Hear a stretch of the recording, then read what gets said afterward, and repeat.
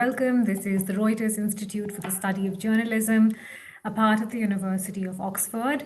Let me start with a quick introduction for myself, and then, of course, a few steps on how this process will go. My name is Mitali Mukherjee. I'm acting director at the Institute. I am also director of the journalist programs that includes our fellowship program now in its 41st year. The purpose of this conversation is essentially to give you a little bit more of a flavor of what the fellowship program looks like, for you to meet some of our current fellows and some of our former fellows, to understand what the process works like when you apply for this fellowship, and of course to hear from you. And if there's any questions that we haven't already answered on our website, you can post them here and we'd be happy to take them. I want to do a few hygiene checks before we start. Please ensure that you're on mute. Please post your questions on the chat so we can take them and answer them. And let me start with a little bit of a timeline because that's always useful. So fellowship applications are currently open.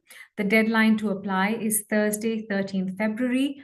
I know I'm speaking to a whole community of journalists, but I do encourage you to finish your unfinished applications and to ensure that you're not leaving this till the last moment on the 13th of February so that there's more time for you as well to sort of just process your thoughts and put them down in a coherent fashion.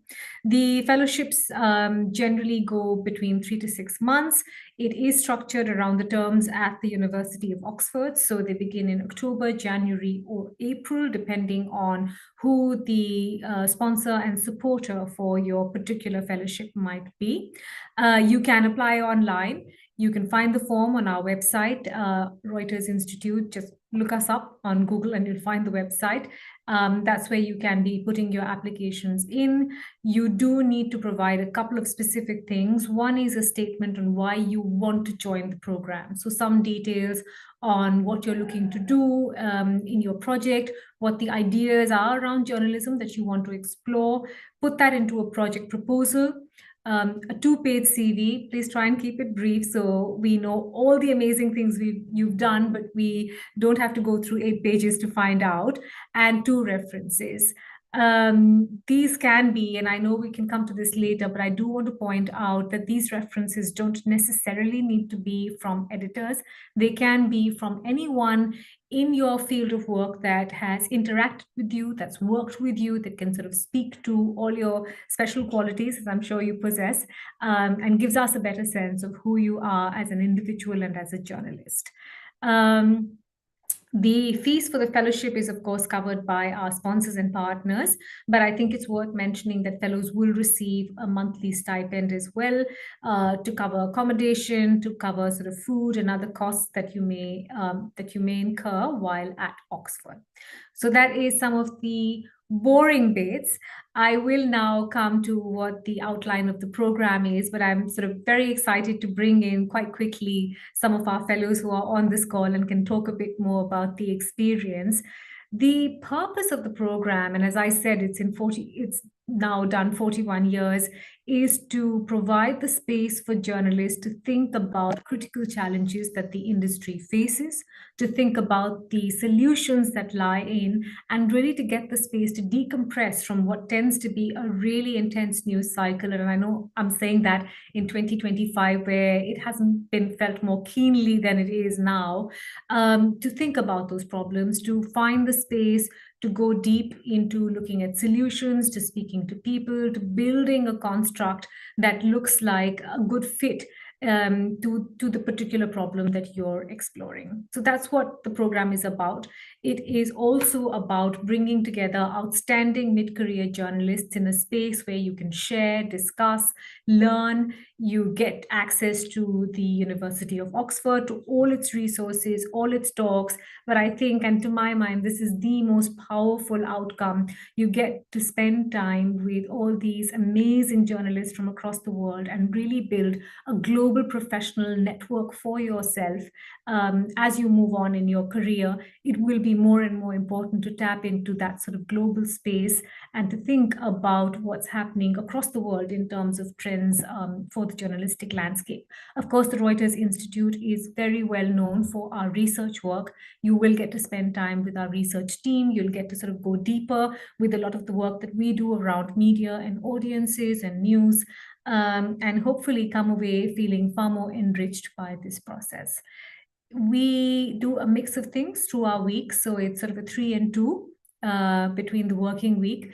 3 days are spent with your cohort in seminars, in discussions, in sort of process of what the program looks like, and 2 days are basically set aside for you to do your own study, to do your own exploration, whether that means spending time in the Bodleian libraries or that means speaking to lots of interesting people across the university. That's for you to switch up as you see fit for the 2 days. So it's quite a good mix, as we found, and I hope my cohort will agree for what an entire week looks like. The project, and I know we tend to get a lot of questions around that. We're not specifically looking for one topic versus the other. What we want to understand is why you're so keen on this project, what you think is the idea that you want to explore, and most importantly, why you believe this is something that journalism should be thinking very keenly about. So if you go on our website and you look at the kind of work that former fellows have done, you'll find it's extremely broad brush and goes in many different places. We have had projects that have looked at how to work better with fixers in countries like Taiwan, and that extends to many other countries. We've had projects that looked at missing people coverage in the UK. We have had projects that looked at systematic discreditation of journalists by those in positions of power. We have had projects that looked at the importance of fact-checking outfits, and whether or not politicians are sort of attuned to that and sensitive to that. And of course, we have had several projects that look at the more political side of things, which includes developments in Gaza, which includes developments across parts of Latin America and parts of South Asia as well. So very, very wide. I would say don't restrict yourself. Think hard about what you feel deeply about. Think hard about why you are best placed to answer that question and how you would go about doing it. Okay, so that's enough from me. It's time for me and my greatest pleasure to introduce two of our fellows, one who's currently here in Oxford and one who only just took a flight back. Ganesh Paul is one of our current journalist fellows.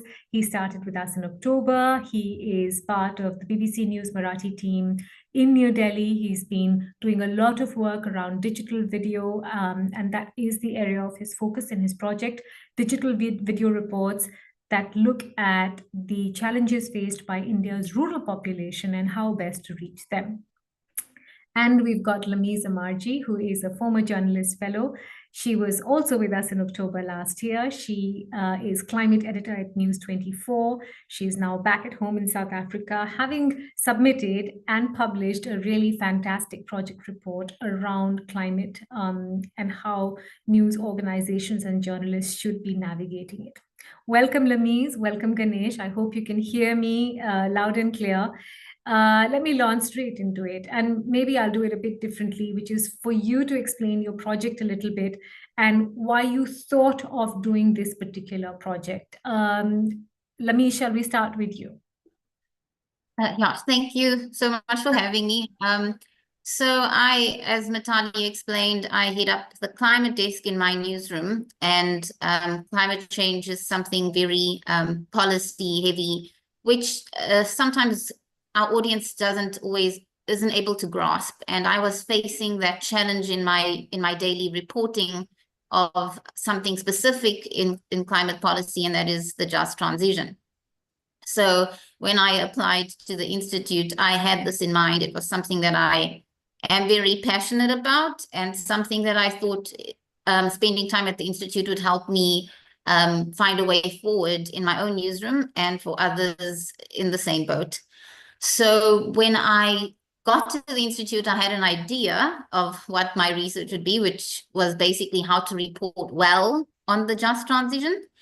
And when I got to the institute, I realized from my fellows that the term just transition isn't very well understood. And that's how it kind of guided how I pursued my project going forward. Laying out that problem that actually it's something very complex. Um, uh, and if journalists can't understand it, how is the public going to understand it? And I think through the guidance at the Institute, I had an idea of who I would interview. But when I got to the Institute, I kind of changed my research topic, and what I had submitted was tweaked slightly to see what was feasible for me to accomplish within the time that I was there. And so for example, I thought I would interview a whole lot of editors and journalists, but in the end, we decided that I should uncover my blind spots as a reporter, and that meant I would have to go to researchers in this space and policymakers and people advising government about the just transition. And what I ended up producing, with the guidance of the Institute and the support from the Institute, was a paper on how to get this climate story right. And apart from unpacking the challenges, based on my interviews with various people, I could also outline recommendations of what not only my newsroom can do, but others. Thank you, Lamis. So my project is around how digital video storytelling can be best used to India's rural issues. A reason I chose this topic is about my earlier experience. I worked with the BBC News Marathi. Mostly my work was around the video stories.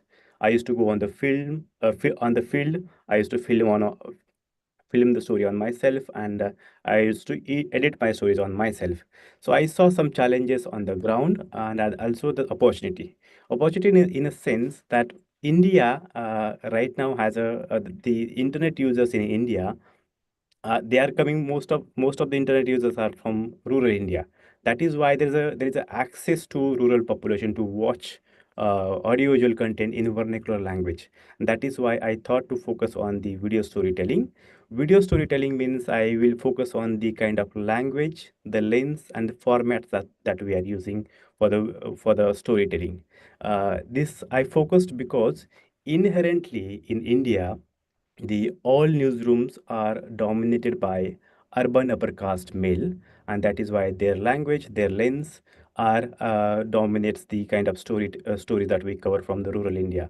But rural India is very different. It has very different in terms of its dynamics, its gender, caste, and other socioeconomic things. It is very complex to, so we should understand the agency of people before going on the field and doing filing stories from that region.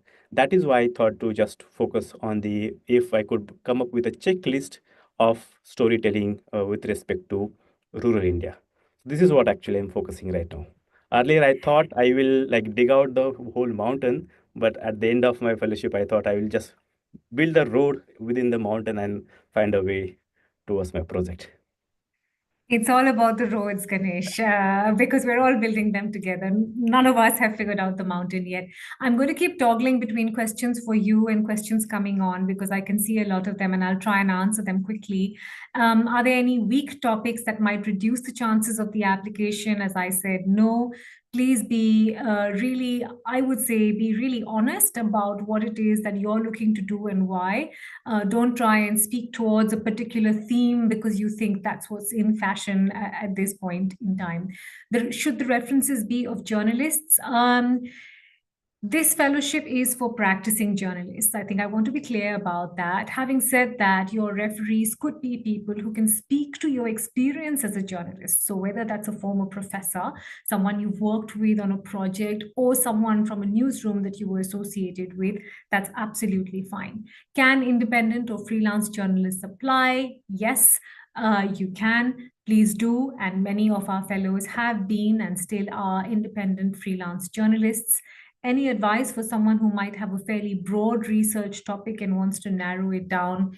I would say the more thoughtful you are about your research project, the better.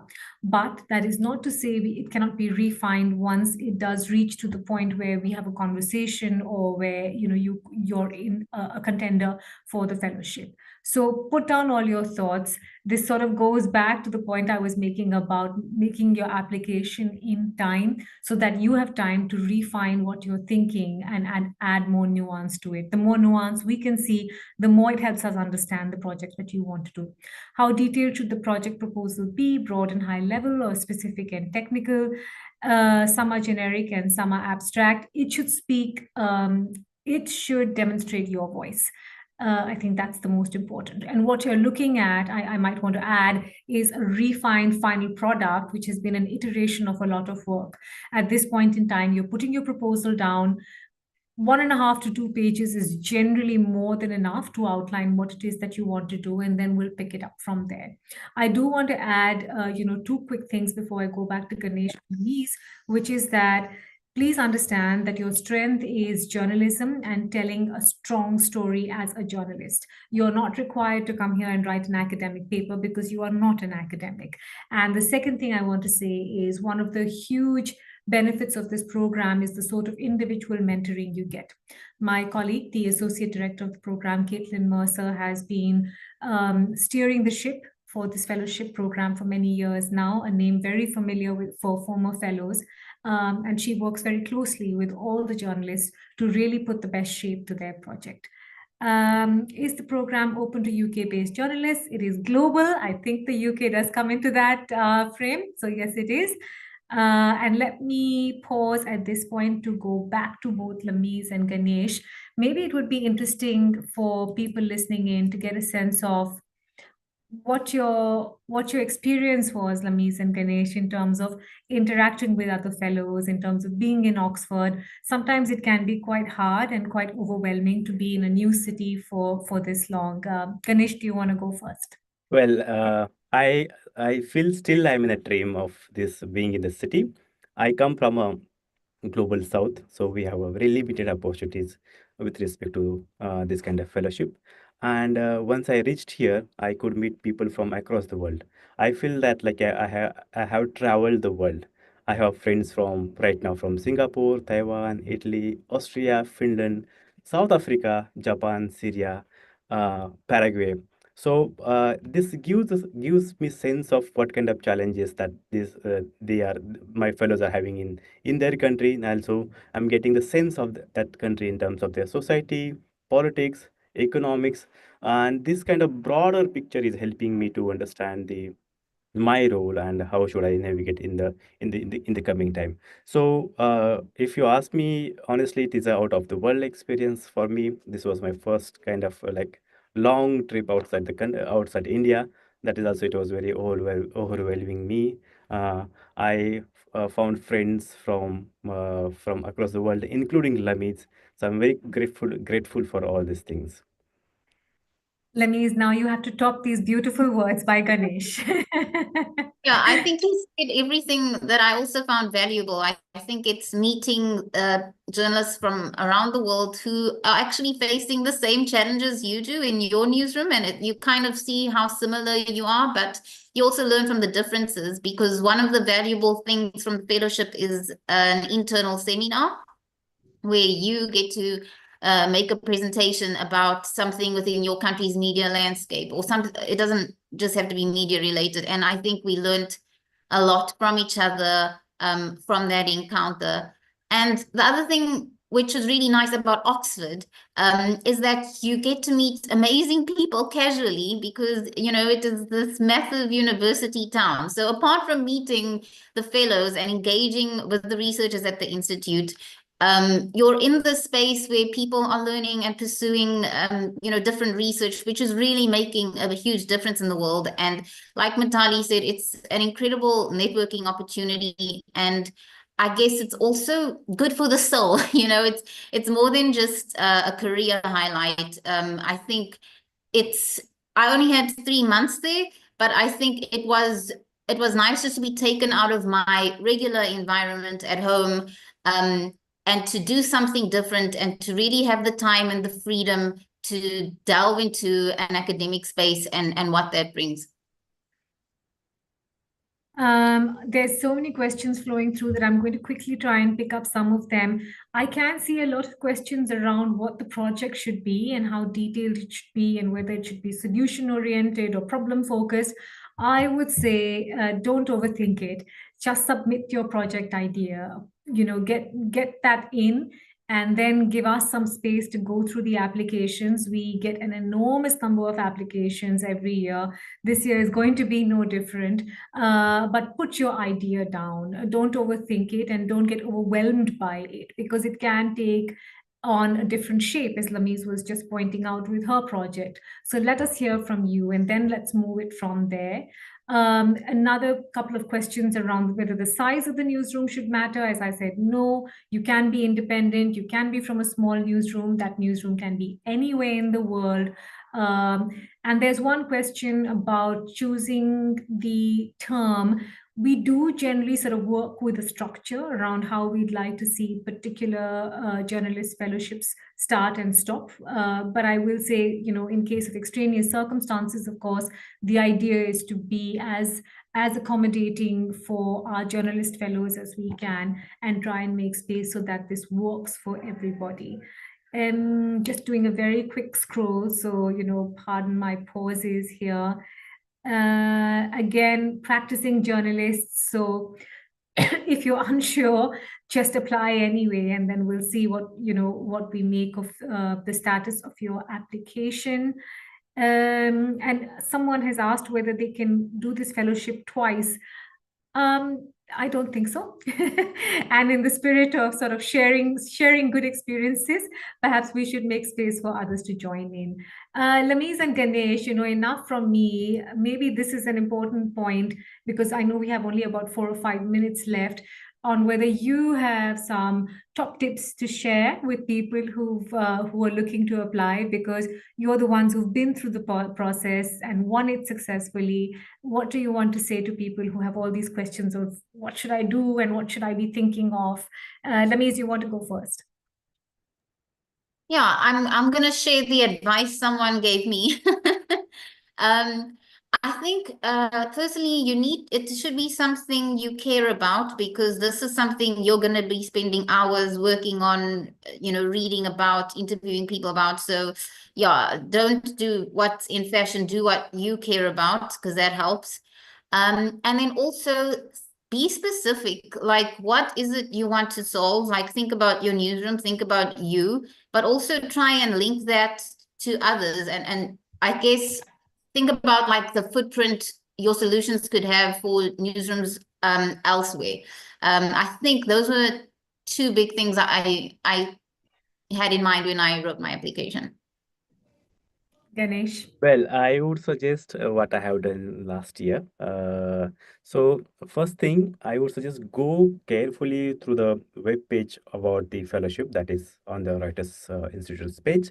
One, then it would be a good idea to go through the former fellows from last 5 years just to see what kind of application, what kind of proposals, what kind of papers or what kind of profiles they have.